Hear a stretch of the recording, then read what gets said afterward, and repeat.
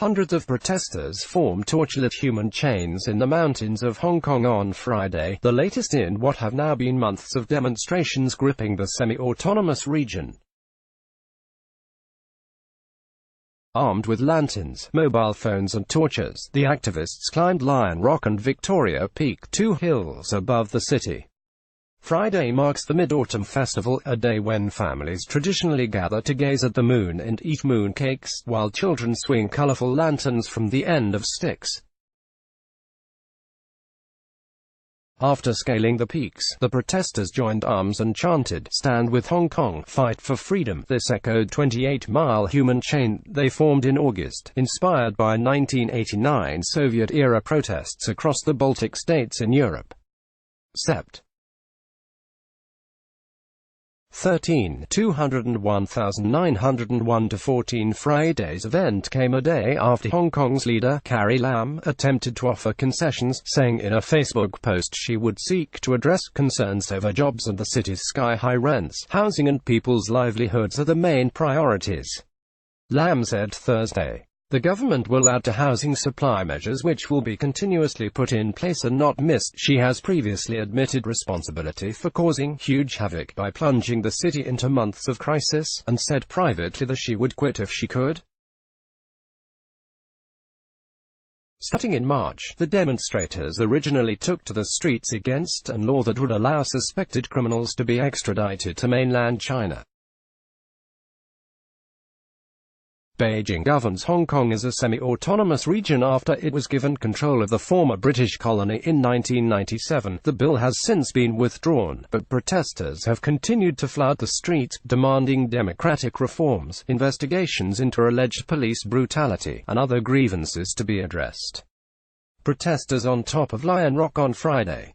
Tyrone Shu, Reuters. Meanwhile Friday, the Hong Kong Tennis Open was cancelled.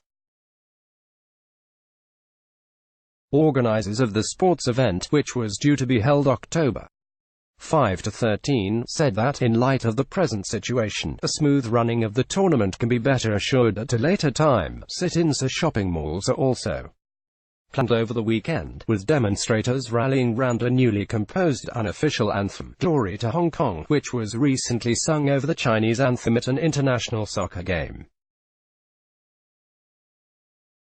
On Sunday, the activists also intend to sit outside the British consulate, demanding that China honors a declaration signed in 1984 that set out the terms for its handover in 1997. Demonstrators sing "Glory to Hong Kong" at the Times Square shopping mall in Hong Kong on Thursday.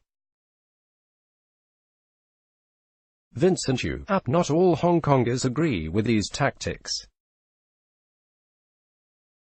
On Thursday, a group of pro-China protesters gathered at a mall in a flash mob-style demonstration, unfurling the Chinese flag and singing the national anthem. These were met with a group of counter-protesters, the latest sign of a division in identity between those who consider themselves Chinese first, and those who identify primarily as from Hong Kong. In China itself, the Reuters news agency quoted unnamed business executives saying the country was urging companies to take more of an active role in Hong Kong, including stepping up investment and asserting more control of companies. At a meeting this week in Shenzhen, senior representatives from nearly 100 of China's largest state-run companies were urged to do their part to help cool China's biggest political crisis in years. 3 executives, including one who was present, told Reuters.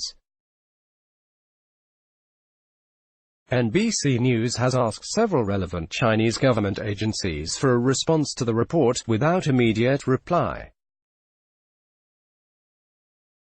Alexander Smith reported from London, William Bishop reported from Hong Kong, and Eric Bakilanow reported from Beijing.